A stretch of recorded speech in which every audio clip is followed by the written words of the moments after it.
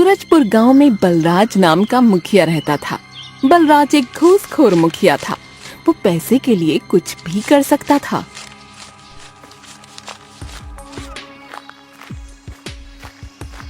नमस्कार सरकार। नमस्कार बंसी, और बताओ कैसे आना हुआ? वो सरकार, हमारे गांव में भारी बारिश के कारण सड़कों पर पानी भर गया है। लोग बोल रहे हैं कि उनको पक्की सड़क चाहिए। अरे लोगों का दिमाग खराब हो गया है, हैं?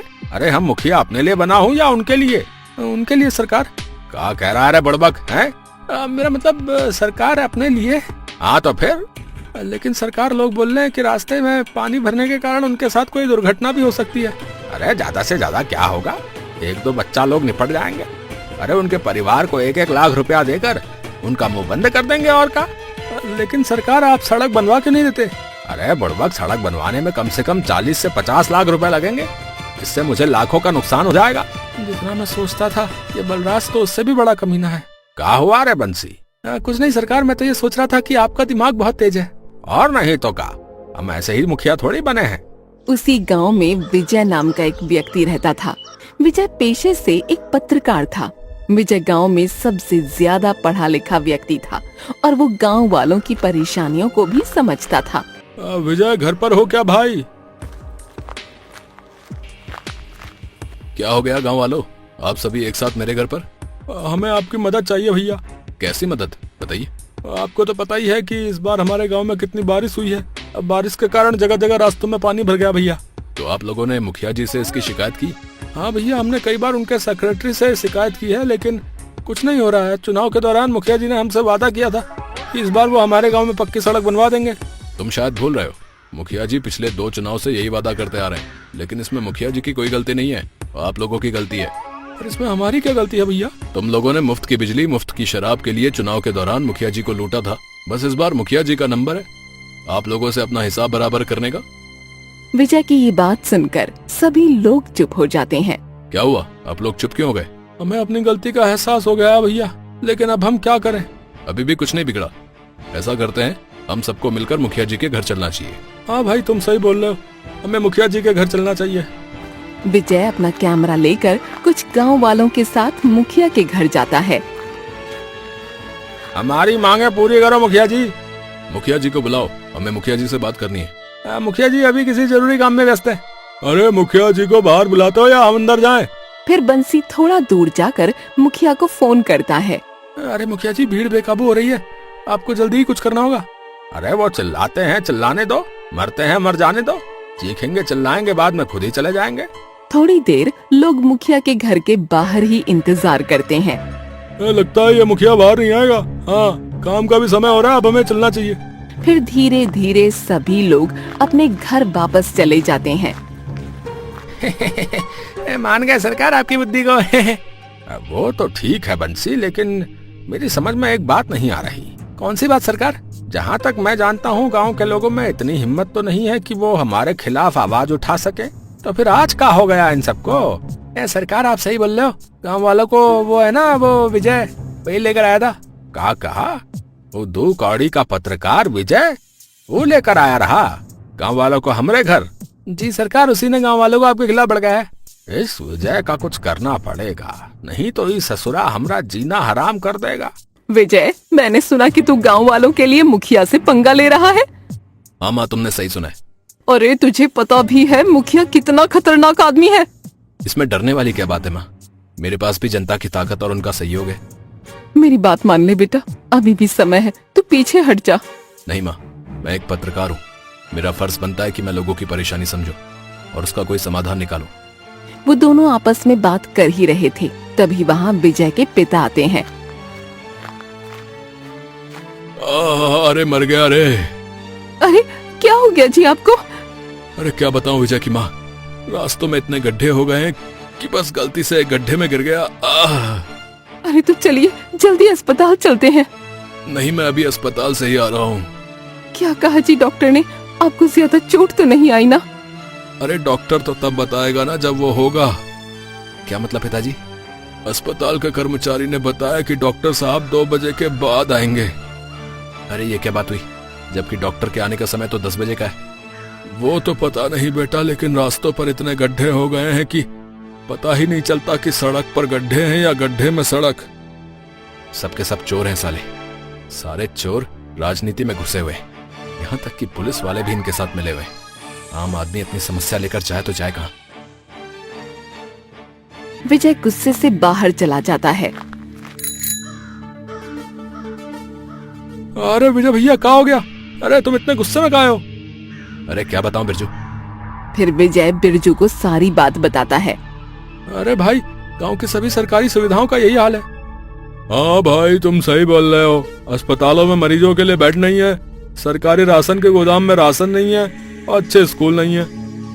हमें इन परेशानियों को कम करने के लिए सबसे पहले मुखिया जी से बात करनी होगी। भैया, अगर हम मुखिया जी से इन सब के बारे में पूछते हैं तो वो हमें सीधे तरीके से जवाब नहीं देते, गोल गोल बातें करके हमें गुमराह कर देते हैं। तुम्हारी बात तो ठीक है, लेकिन हमें किसी तरह से मुखिया जी से बात करनी होगी।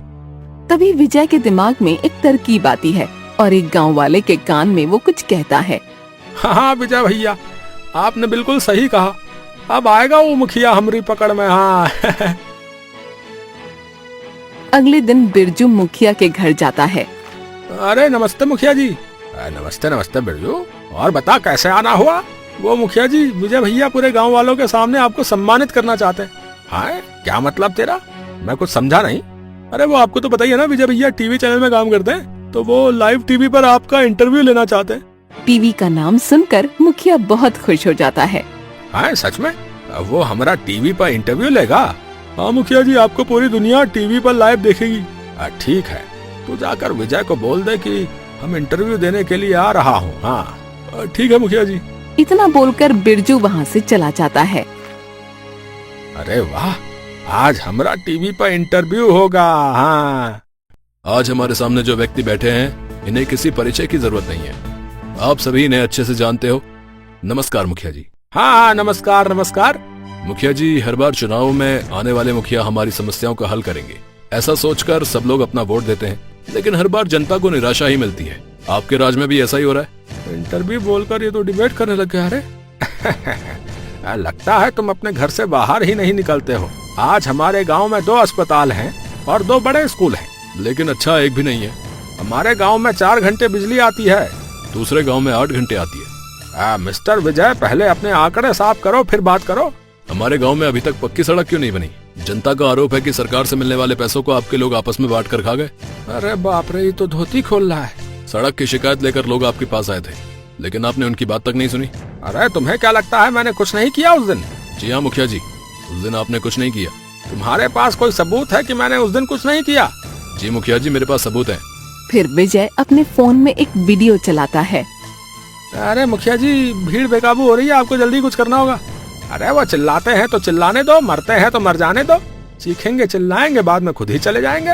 अरे तुम्हें पता भी है हमारे ऊपर कितनी जिम्मेदारी रहती है? जल्दीबाजी में मैं एक तरफा फैसला नहीं ले सकता हूँ। हाँ बता रहा हूँ, बस एक दिन मुखिया बनकर देखो, आटे दाल का भाव पता चल जाएगा। हाँ मुखिया जी, आप जो बोल रहे हो वो बहस के लिए, सुनने के लिए अच्छा है, लेकिन प्रैक्टिकल नहीं है। अरे बिल्कुल प्रैक्टिकल है। हाँ बताओ, बनोगे एक दिन का मुखिया? मुखिया की ये बात सुनकर विजय सोच में पड़ जाता है। क्या हुआ, निकल गई ना हवा? ठीक है मुखिया जी, मैं तैयार हूँ। विजय की ये बात सुनकर मुखिया डर जाता है, लेकिन मुखिया अब मजबूर था। ठीक है, कल से तुम पूरे 24 घंटे के लिए गांव के मुखिया हो, ठीक है? नमस्कार। इतना बोलकर मुखिया वहाँ से चला जाता है। अगले दिन सुबह बंसी विजय के घर आता है। नमस्कार सरकार। नमस्कार बंसी, तुम जल्दी से मुझे उन योजनाओं की सूची दो जिन योजनाओं का मुखिया ने वादा किया था, लेकिन अभी तक पूरे नहीं किए। फिर बंसी विजय को एक रजिस्टर देता है। इस रजिस्टर में मुखिया जी की सारी योजनाएं हैं। विजय योजनाओं को पढ़ने लगता है। ये क्या? इसमें जितनी योजनाएं लिखी हैं, उनसे आधी योजनाएं भी मुखिया ने लागू नहीं की। अरे इनमें आधी से ज्यादा योजनाओं के बारे में खुद मुखिया जी भी नहीं जानते होंगे। तुम ऐसा करो बंसी, तुम गांव में इन योजनाओं का ऐलान कर दो, मैं जल्द ही इन योजनाओं को लागू करूंगा। ठीक है मुखिया जी। विजय बंसी के साथ पूरे गांव में निकल जाता है और लोगों की परेशानी सुनता है और सबकी परेशानी एक रजिस्टर में लिखता है। मुखिया जी, कुल मिलाकर हमारे पास 40 लोगों की परेशानी आई है और सबकी परेशानी एक ही है। ठीक है, मैं अभी सबकी परेशानी खत्म कर देता हूँ।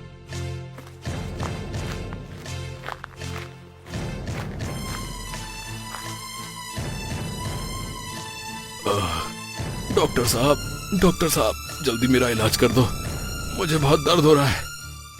हाँ हाँ रुको रुको। डॉक्टर उसे नजरअंदाज करके फोन पर बात करता रहता है। मुझे बहुत दर्द हो रहा है डॉक्टर साहब। अरे तुझे दिखता नहीं मैं फोन पर बातें कर रहा हूँ? कल से फोन पर ही बात करना, अस्पताल आने की जरूरत नहीं है तुझे।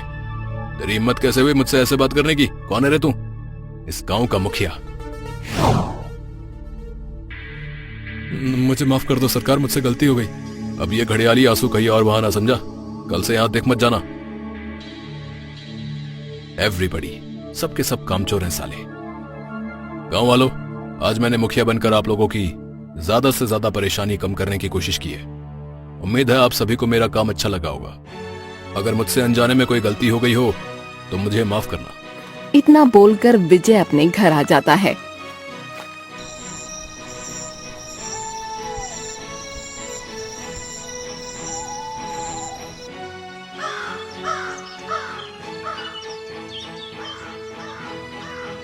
अरे चल विजय, तेरा समय खत्म हुआ, अब से वापस मैं इस गांव का मुखिया हूँ।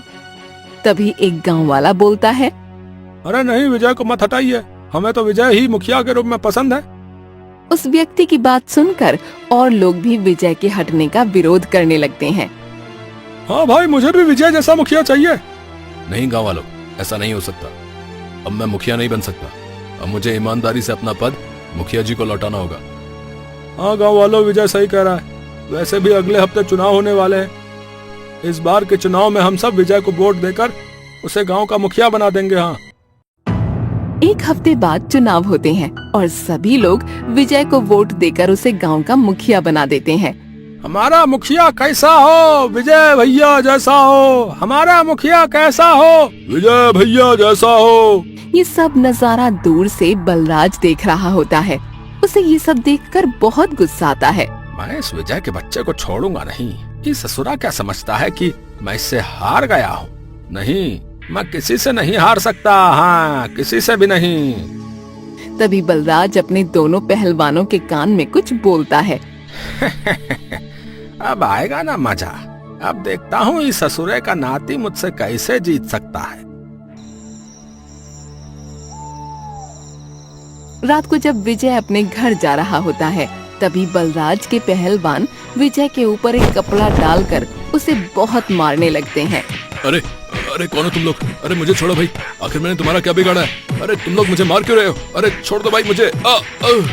अरे तूने जो किया उसके लिए तो तेरे साथ ऐसा ही होना चाहिए। तूने बलराज सेठ से पंगा लेने की कैसे सोची बे? अब देख हम तेरा क्या हाल करते हैं। फिर वो दोनों पहलवान विजय को खूब मारते हैं और उसे खून में लथपथ वहीं छोड़कर भाग जाते हैं। तभी वहाँ से बिरजू जा रहा होता है। अरे भाई, हमारे गांव में ऐसा कौन आ गया जो इतने नशे में यहाँ पड़ा हुआ है? फिर बिरजू विजय के पास जाता है तो उसे देखकर हैरान हो जाता है। अरे ये तो विजय भैया है, और इनकी ये हालत किसने की? मुझे इनको लेकर अभी अस्पताल जाना होगा। फिर बिरजू विजय को अपने कंधे पर उठाकर अस्पताल ले जाता है। अरे डॉक्टर साहब, विजय भैया ठीक तो हो जाएंगे ना? देखिए, हमें सुबह तक इंतजार करना होगा। जब तक उन्हें होश नहीं आता तब तक हम कुछ नहीं बोल सकते, क्योंकि उनके शरीर से बहुत खून बह चुका है। फिर बिरजू भागता हुआ विजय के घर जाता है और उसके माँ बाप को सब कुछ बता देता है। हे भगवान, ये क्या हो गया? आखिर मेरे बेटे के साथ ऐसा किसने किया? अरे सीमा, ऐसे मत रो। अगर हमारा विजय तुम्हें ऐसी हालत में देखेगा तो उसे क्या अच्छा लगेगा? है, हमें जल्दी ही अपने बेटे विजय के पास जाना होगा। बिरजू, बिरजू, हमें हमारे बेटे विजय के पास ले चल। जी माँ जी, आप मेरे साथ चलिए। फिर बिरजू विजय के माँ बाप को लेकर अस्पताल पहुँच जाता है और उधर बलराज की खुशी का तो ठिकाना ही नहीं था।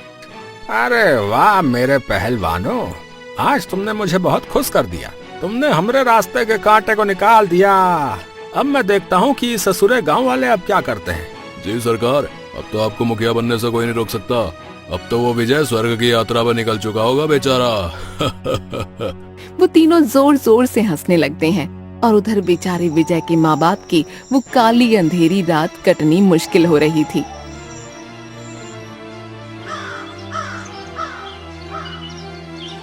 देखिए आपके बेटे को होश आ गया है, आप उनसे मिल सकते हैं। और हाँ, ये पुलिस केस है, इसलिए मैंने पुलिस को फोन कर दिया है। थोड़ी ही देर में पुलिस आती होगी। डॉक्टर साहब, आपका बहुत बहुत धन्यवाद।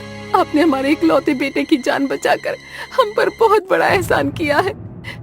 अरे माताजी, ये तो मेरा काम था, बस मैंने वही किया है। फिर विजय के माँ बाप विजय से मिलने अंदर जाते हैं।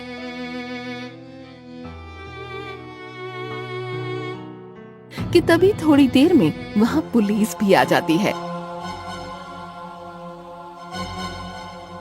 देखिए विजय जी, हमें आपका बयान लेना होगा। क्या आप हमें बता सकते हैं कि आपके साथ ये सब कैसे हो लिया और किसने किया?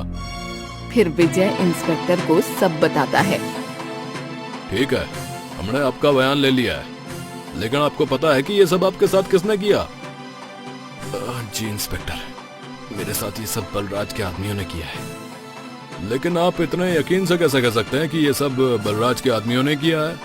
इंस्पेक्टर, पूरे गांव में बलराज का साथ सिर्फ उसके वो मुश्तंडे आदमी ही दे सकते हैं, और वैसे भी मैं आवाज पहचान सकता हूँ। मुझे पूरा यकीन है कि ये सब उन दोनों ने बलराज के कहने पर किया है। आप निश्चिंत हो जाइए, अब उस बलराज और उसके मुश्तंडों को तो हम संभाल लेंगे। रे हवलदार, जल्दी से जीप निकालो, हमें अभी बलराज के घर जाना होगा। फिर इंस्पेक्टर सीधा बलराज के घर पहुंच जाता है। इंस्पेक्टर को देखकर बलराज के तो होश ही उड़ जाते हैं। अरे इंस्पेक्टर साहब, आप आज हमारे यहाँ? अरे कुछ काम था? बलराज जी, आप और आपके ये पहलवानों के ऊपर जो है ना, विजय को जान से मारने का आरोप है। हाँ क्या? अरे भैया, आप क्या कह रहे हैं? भला मैं या मेरे आदमी ऐसा क्यों करेंगे? लगता है आपको कोई गलतफहमी हुई है। देखिए, विजय ने खुद हमें बयान में बताया है कि ये उसके साथ आपके आदमियों ने ही किया है। क्या विजय ने खुद बोला है? जी बलराज जी, आप लोगों को हमारे साथ चलना होगा, चलो। इंस्पेक्टर से इतना सुनकर बलराज अपने आदमियों की ओर देखने लगता है। नालायको, तुमने तो कहा था कि तुमने खुद देखा था कि वो मर गया है। सेठ जी, हमने खुद देखा था वो मर गया था। तो फिर इंस्पेक्टर साहब को क्या विजय के भूत ने हमारे बारे में बताया? सेठ जी, हो सकता है कि क्या पता वो विजय का भूत हो। अबे कैसे गधों को मैंने पाल रखा है। हे भगवान, इन ससुरों को एक काम सौंपा रहा, इनसे वो भी ठीक से नहीं हुआ। अरे अब तुम लोगों की बातें खत्म हो ली तो फिर चलें थाने। फिर इंस्पेक्टर उन तीनों को पकड़कर जेल में बंद कर देता है और थोड़े ही दिन में विजय ठीक हो जाता है। विजय भैया की जय हो, जय हो विजय भैया की। हमारा नेता कैसा हो? विजय भैया जैसा हो। हमारा नेता कैसा हो? विजय भैया जैसा हो।